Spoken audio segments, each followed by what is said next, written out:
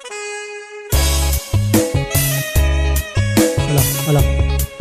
สาวเมืองแอดเนาะสาวเมืองแอดแข่งหัวพันเลยเนาะ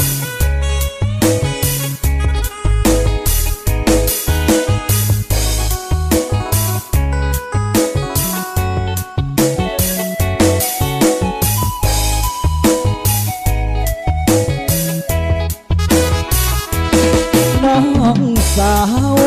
น้องเป็นเพชรในตมไอ้หลอดเดียวสมสาวงามปลายหกหลายแห่งต้องตาบาดใจใครน้องจะคือน้องแพงมนหายิ่งใหญ่แอบแพงไอ้แยงแล้วอิ่มบ่เป็นน้องสาวเพิ่งอยู่นอกขอบนาน้องงามโสภาเหมือนดังนางฟ้าไอ้เห็นย่านหลายแค่เดียวจานอ้ายบ่สมเนื้อเย็นหลายคนสนใจบ่เป็นเห็นใจอ้ายแค่3 ใบสาวเมืองแก่น้องงามดังนางพามองลายคนหาของหยาดแยงสวงสีหัวใจญาติไปญาติมาลบเลวขาดมันกันไปผลสุดท้ายให้อายได้ดังเท้าฟ้าทีน้องสาวหากอายบ่เปลี่ยนแปลง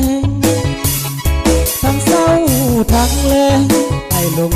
หลักแย่น้องพี่หากอายหากน้องให้สอดคล้องกันเด้อคนดีใจอายสัวชีวิตนี้มีแต่สาวเมืองแอด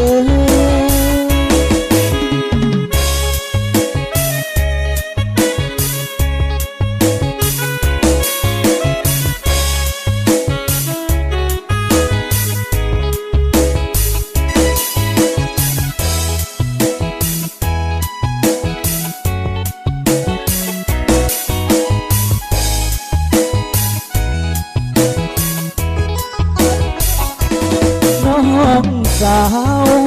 เพิ่งอยู่นอกโคกนาน้องงามโสภา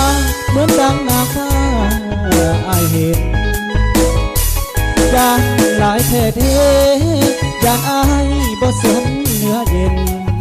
หลายคนสนใจบ่เป็นใจอายแค่3 ใบ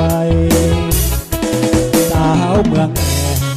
น้องงามดังนางฟ้ามองหลายคนหาคอม